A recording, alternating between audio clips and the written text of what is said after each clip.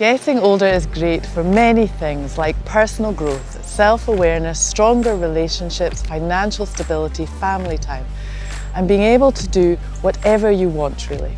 But it seems like everyone failed to prepare us for the real surprise where we've got to go hunting for reading glasses like a treasure hunt or discovering new and exciting noises your body makes. So after many years of research done by working with thousands of runners over the age of 50, as well as my own personal experience of aging, I've learned so many lessons that I wish we were taught.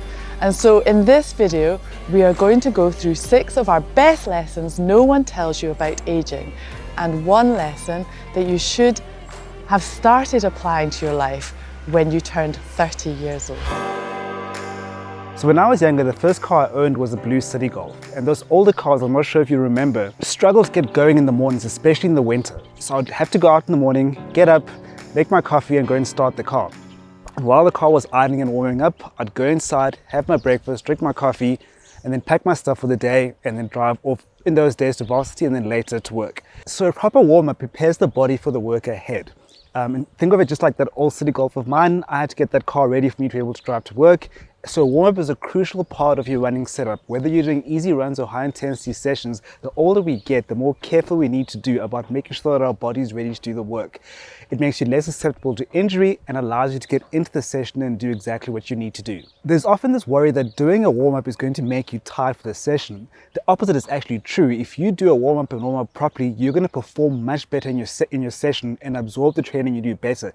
If you don't do the warm-up, you're going to struggle. You might find yourself having to work a little bit harder in the beginning to get yourself up and ready for where you want to be and might overshoot where you need to be. So the warm-up actually prepares you to not only be ready, but to start at the right intensity and also protects you from injury. Nothing beats a beautiful sunset with a glass of wine in your hand and friends by your side, really just taking in the whole moment.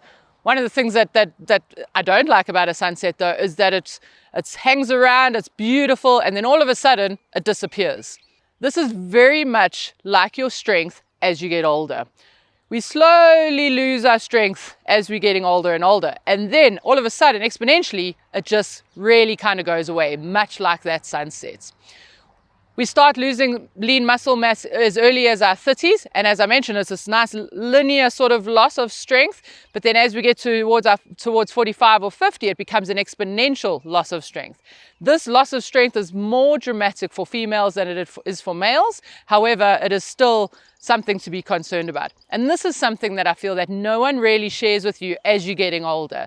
It's one of the main aspects why you're slowing down as you're getting older and you want to keep running. And so it's really, really vital to incorporate strength training, specifically resistance training, into your plan so that you can combat this loss of lean muscle mass as you're getting older.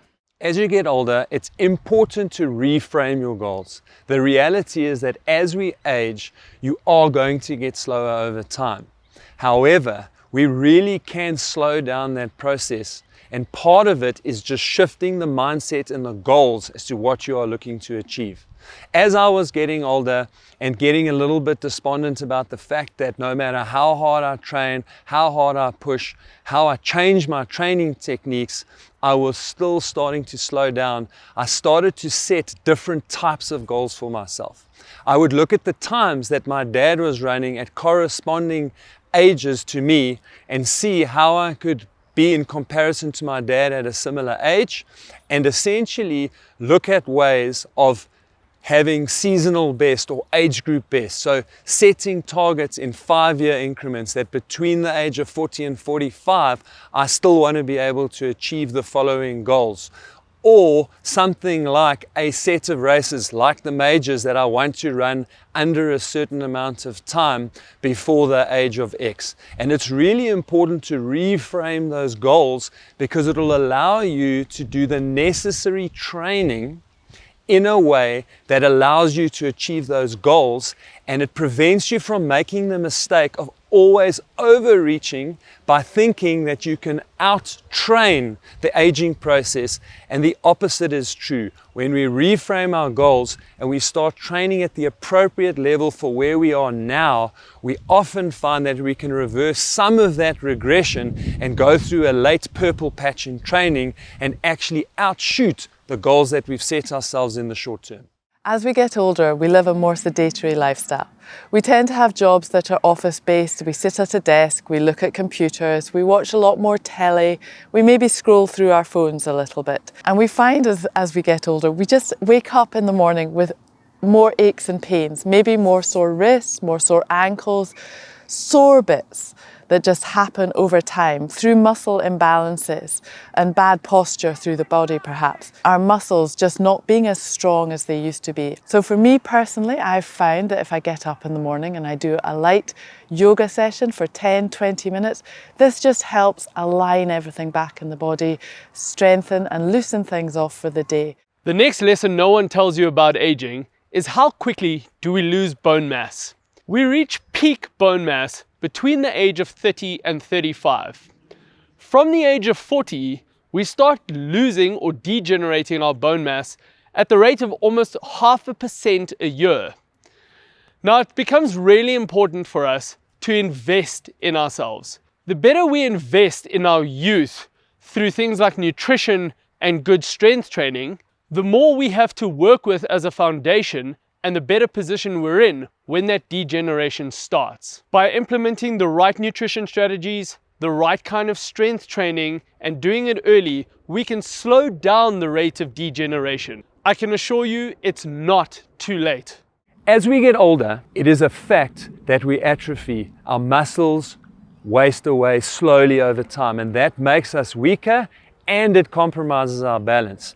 Unfortunately, at the same time, we are also undergoing a process of bone mineral density loss. So when we fall, we are at much greater risk of breaking bones or having injuries that will keep us out of running for a really long period of time.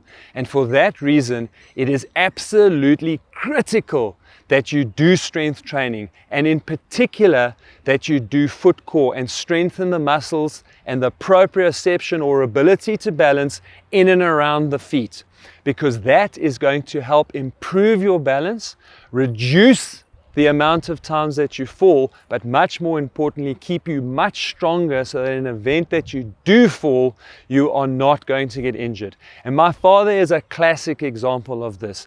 He is in his 70s now, and in his early 70s, he was falling often and hard. And I was actually with him on one of these falls, and I was like, Dad, we have to do something about this. And I asked him, have you been doing your strength training? Because that's one of the things that allowed him to improve his running so much in his late 50s and early 60s. And he confessed to having gotten lazy with his strength training. We have fixed that, and as I stand here today, he has now gone almost 2 years without a fall. And if we can get stronger and we can fix your muscles' ability to do the job they're supposed to do, you are going to fall less often and fall less hard. That's exactly why we have created a video to help you work on your foot core and help you improve your balance and get stronger over time. One of the next things no one tells you about aging is that it gets a little bit harder to lose weight as you get older. When we are younger, we tend to store fat closer to our skin, and as we get older, that subcutaneous fat moves closer towards the organs and becomes visceral fat. And so it is a little bit harder or more difficult to get rid of that as we age. There are some stats that show that this visceral fat increases by 200% in males and 400% in females anywhere between the 3rd and 7th decade of life. The reason for this is probably due to a combination of loss of strength, increasing in weight gain or fat specifically, and key identified hormones which contribute to that shift from fat moving from the outside of the body towards the skin towards the inside of the body being a bit more visceral. And so this makes it a lot more difficult to lose weight and specifically fat as we get older. Another thing they don't tell you about is that as we get older, we actually start to lose our appetite. And so you don't always feel like eating.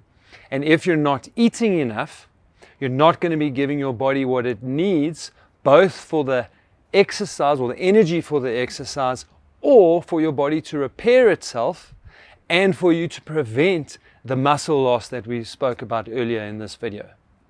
Therefore, it really becomes important that what you eat and when you eat it needs to be what your body needs. So you do have to be a little bit more conscious about how you eat, when you eat, and what you put into your body, because we need to provide protein and we need to provide carbohydrates for energy. And the combination of those two things are going to help you reduce the impact on your body that you're experiencing because of age. So you don't need to force yourself to eat, but you do need to make time to look after your nutrition. The next lesson that no one tells you about aging is that your sleep cycle becomes compromised. So the science of sleep is very, very complex. We don't fully understand all of the things that happen. There are a lot of things involved around the hormonal shift and some physical things that happen that we don't fully understand, but we know enough to figure out sort of what is going on. So the main thing that happens is that as you get older, this affects your circadian rhythms. So what actually happens here?